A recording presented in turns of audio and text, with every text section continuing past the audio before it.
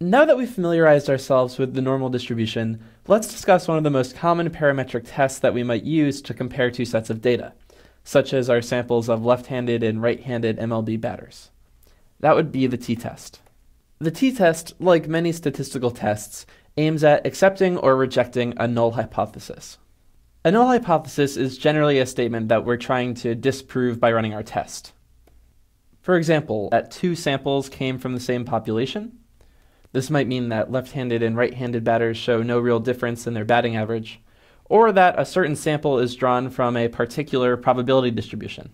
For example, if we had a sample of 20 heights and weights of arbitrary baseball players, we might want to test how likely it is that those 20 people are drawn from the known MLB player population.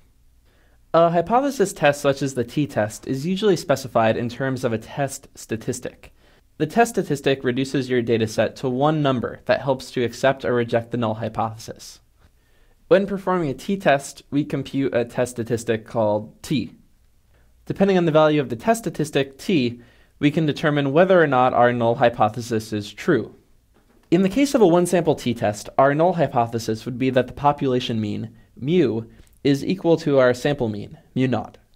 In the two-sample case, which we'll be more concerned about for the purposes of our example, the null hypothesis would be that our two population means, mu naught and mu1, are equal.